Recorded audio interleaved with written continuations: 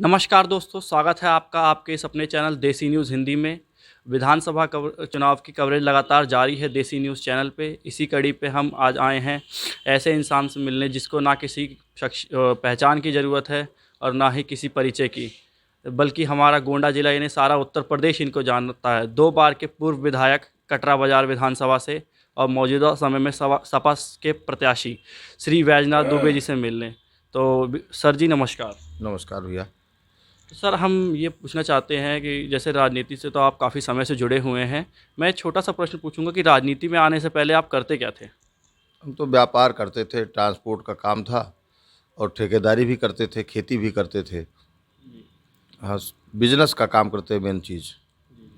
अच्छा, तो जब राजनीति में आपके आने की रुचि कैसे पैदा हुई कि जैसे किस मुद्दों को लेके आप राजनीति में मतलब आए प्रथम बार? रुचि इसलिए हुई जब पढ़ लिख करके हम निकले और नौकरी नहीं मिली, तो कई जगह जो है जगह निकली, वहाँ पर भरा, लेकिन कुछ जो है सर सिफारिश की वजह से नौकरी नहीं लग पाई। और फिर इसके बाद में तो हम व्यापार करने लगे।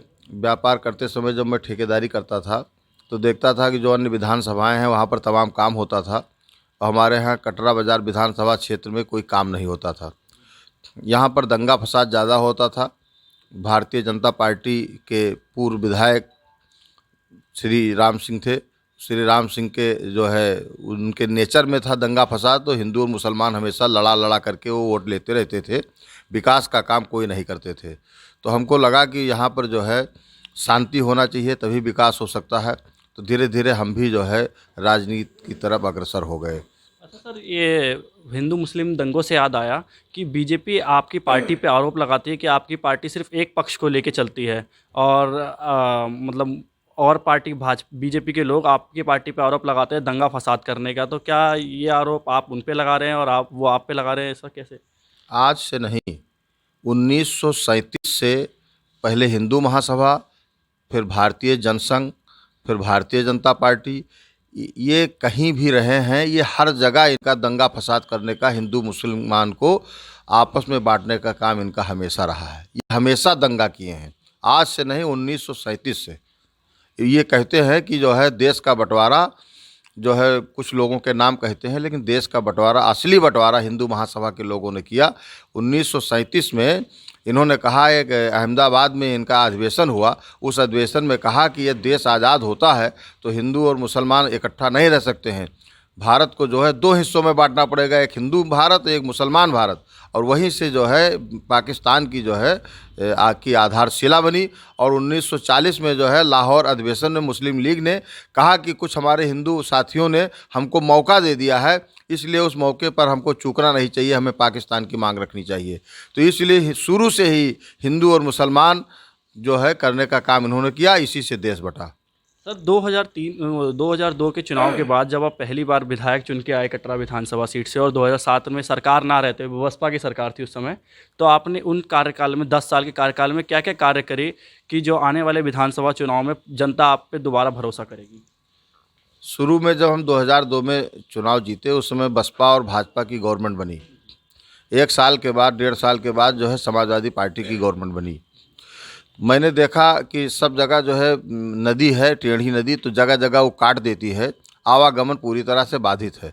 तो कहीं दूसरे जगह जाने पर, दूसरे जिलों के जाने के लिए किनारे किनारे जो है टेढ़ी नदी होती थी, जिसके कारण आवागमन बाधित था। तो मैंने सबसे पहले पुलों का निर्माण कराया, जिससे जो है आवागमन शुरू हुआ। फिर इसके बाद बड़ी बड़ी सड़कों को हमने जोड़ दिया गांव में। तो इससे ये हुआ कि लोग जो है सड़क पर आ करके और दुकान रखने लगे, पंचर का साम बनाने लगे, और जो है और सब तरह का दुकान करने लगे। तो धीरे धीरे हमारे यहाँ स्थिति जो है रोजगार पैदा हुआ और स्थिति सुधरी।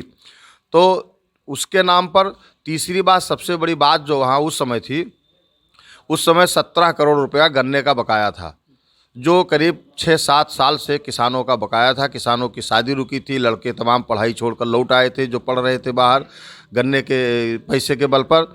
तो उस पर हमने सुप्रीम कोर्ट तक लड़ाई लड़ करके और गन्ने का पैसा 17 करोड़ रुपया कैंप लगवा करके हमने बंटवाया। तो इसलिए जनता ने हम पर भरोसा रखा और दोबारा 2007 में हम जीते।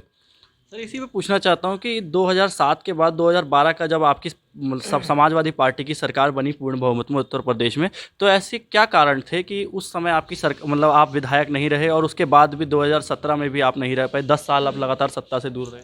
2002 में से 2012 तक जब मैं विधायक था तो उस बीच में तमाम कुछ लोगों का काम किया, कुछ लोगों का काम नहीं कर पाया। तो एक तो कुछ लोग हमारे खिलाफ हो गए, हमारे लोग। दूसरी बात जो है, चुनाव होता है समीकरण पर। समीकरण 2012 में ख़राब हो गया। समाजवादी पार्टी का मुख्य वोटर, सबसे बड़ा वोटर जो है मुस्लिम है और यादव है। तो मुस्लिम समाज के लोग जब एक बसपा से, हमारे ही साथी मसूद आलम खां जो हमारे साथ रहते थे, वही चुनाव हमसे लड़ गए, तो हमारा बहुत बड़ा वोट बैंक उनके साथ चला गया, जिसके कारण 2012 में बहुत काम करते हुए और जो है ठीक ठाक संबंध सबसे होते हुए भी, और इसके बाद जो है हम चुनाव हार गए। कुछ हमारे जो अपने साथी थे वो भी उदासीन होकर के इधर उधर दूसरे पार्टी में भाग गए, जिसके कारण हम चुनाव हारे। फिर भी हमको जो है 51,700 वोट मिला। सर ये पूछना चाहूँगा, जैसे अपने कटरा विधानसभा की पलायन एक बहुत बड़ी मुख्य समस्या है, क्योंकि यहाँ के लोग दिल्ली, बॉम्बे या पंजाब कमाने जाते हैं, तो इन पे आप क्या, जब आपकी अगर विधायक चुनते हैं और आपकी सरकार बनती है, तो आप सबसे मतलब इन पे क्या कार्य करेंगे? हमको पलायन के बारे में बहुत ठीक से जानकारी नहीं थी, लेकिन जब कोरोना का काल आया, कोरोना का समय आया, तो उस समय लोग हमसे टेलीफोन पर बात करते थे, तो हमने सबका रिकॉर्ड किया और सबका टेलीफोन मंगाया। तो लगभग 55,000 लोग हमारे विधानसभा क्षेत्र के लोग बाहर रहते थे। 55,000 लोगों का मैंने टेलीफोन भी रख रखा है। तो ये लगा कि जो लोग यहाँ पर कोई रोज़गार नहीं स्थानीय स्तर पर, और भारतीय जनता पार्टी और अन्य लोगों ने भी यहाँ पर कोई स्थानीय स्तर पर रोजगार जो है युवाओं को उपलब्ध नहीं कराया, जिसके कारण लोग यहाँ से पढ़ लिख करके दिल्ली, बम्बई, कलकत्ता, पंजाब, हरियाणा, चेन्नई सब जगह जाते हैं रोजगार के करने के लिए। तो हम सबसे बड़ी समस्या यही है कि उनको यहाँ स्थानीय स्तर पर रोजगार उपलब्ध करा दिया जाए, तो वो जगह जगह पर जो जाते हैं दूसरे शहरों में वो लोग ना जाएं। बहुत बड़ी समस्या है इसका निदान कराना आवश्यक है। यदि मौका मिला हमें तो हम ज़रूर कराएंगे। सर ये जो कुछ पूछना चाहूँगा कि किसानों की समस्या, अपना एक जो कटरा बाजार विधानसभा है, कृषि बहुल क्षेत्र है, यहाँ कृषि के आय पे ही लोग ज़्यादातर मतलब जीवन यापन करते हैं, तो उनके लिए आप क्या करना करेगी आपकी पार्टी अगर किसानों के लिए? किसानों के लिए पहले भी काम किया है। किसानों को जो है सिंचाई पूरी तरह से मुफ्त रहेगी। जैसे ट्यूबवेल से पानी जो लेते हैं लोग उसका बिल आता है, नहर से लेते हैं उसका बिल आता है, लेकिन हम लोग कोशिश करेंगे कि इसका कोशिश नहीं, हमारे राष्ट्रीय अध्यक्ष जी ने घोषणा किया है कि सिंचाई पूरी तरह से मुफ्त रहेगी। और हमारे समय में सोलर पंप दिया जाता था 70% छूट पर, लोग सोलर पंप लगाते थे, तो इसलिए जो लागत, कृषि लागत मूल्य है वो कम हो जाता था। तो जो लोग जो है धान गेहूं बेचते थे तो उसमें कुछ फ़ायदा पा जाते थे। अब तो जो है कृषि डीजल और जो है पेट्रोल सब बढ़ गया है। सारा चीज़ जो कृषि लागत मूल्य है सब चीज़ बढ़ गया है, जिसके कारण कृषि लागत मूल्य ज़्यादा होता है तो किसानों को सबसे ज़्यादा दिक्कत है। इसलिए किसानों को सबसे ज़्यादा छुट्टा जानवर से मुक्ति दिलाना है। इतना महंगाई के बाद खाद डालो, पानी डालो, फिर इसके बाद खेत जो है सांड और बैल चल लेते हैं, तो इसलिए सांड और गाय से छुट्टा जानवरों से मुक्ति दिलाने के लिए हम और हमारी सरकार काम सर करेगी। क्या काम करेगी छुट्टा पशुओं के लिए, क्योंकि इस समय ये समस्या तो आप भी जानते हैं बहुत है कि उत्तर प्रदेश में छुट्टा पशुओं की वजह से एक्सीडेंट भी होते हैं। सरकार में रहिए तो सारी व्यवस्था हो सकती है, सरकार के पास फंड होता है। हम कोशिश करेंगे कि वहाँ जो गौशालाएं बनी है वो गोवधशालाएं हो गई हैं, उनको हम जो है ठीक से वहाँ पर चन्नी बनाएंगे, वहाँ पर टीन शेड रखेंगे, वहाँ पानी की व्यवस्था कराएंगे, वहाँ सफाई कर्मी की व्यवस्था करेंगे, वहाँ खिलाने वाली की व्यवस्था करेंगे।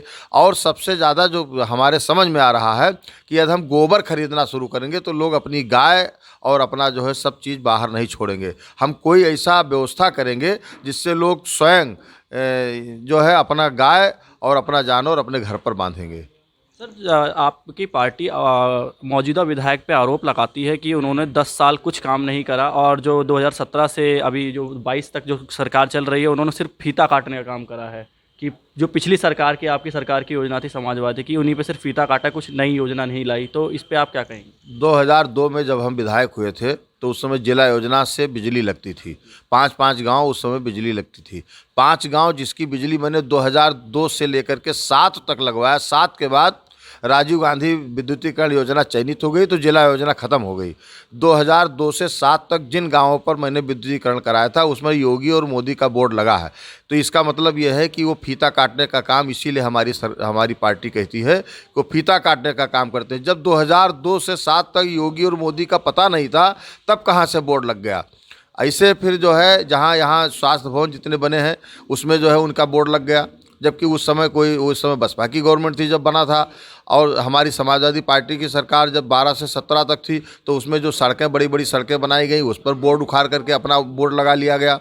ये गोंडा और घाघरा घाट रोड इतनी 44 किलोमीटर की सड़क है, इसको माननीय अखिलेश यादव जी ने स्वीकृत किया था। सीबीएन रोड कर्नलगंज से जो है बेलसर होते हुए नवाबगंज, इस सड़क को जो है अखिलेश जी ने स्वीकृत किया था और बनवाया भी था। उसी समय आरसीसी सड़क बन गई थी। इसके बाद गोंडा से बलरामपुर, गोंडा से उतरौला सड़क बनी थी। उस सबका बोर्ड उखाड़ करके और जो भारतीय जनता पार्टी के लोगों ने लगा लिया है। तो इसीलिए हम लोग कहते हैं कि वो फीता काटने का काम करते हैं, कोई काम उन्होंने नहीं किया है। सर, जो लोग अन्य पार्टियों में हैं और इस समय आप भी जान रहे हैं कई अन्य पार्टी के लोग समाजवादी पार्टी में शामिल हो रहे हैं, तो उन लोगों को आप क्या कहेंगे कि मतलब आपको पार्टी में कैसा सम्मान मिलेगा? पार्टी में सम्मान मिलेगा, ये तो परिवार आता जाता रहता है। जैसे नदियाँ एक दूसरे काटती हैं, कभी कभी इधर काट देती हैं तो उधर गहरा हो जाता है। तो ये पार्टी के लोग आया जाया करते हैं, लेकिन जो हमारे पार्टी में लोग आते हैं उनका सम्मान होता है। वही हमारे पार्टी में लोग रहते हैं तो उनको गुंडा और मवाली कहा जाता है। वही जो भारतीय जनता पार्टी में जाते हैं तो वो जो है शुद्ध रूप से जो है हिंदू हो जाते हैं, भाजपाई हो जाते हैं, अच्छे हो जाते हैं।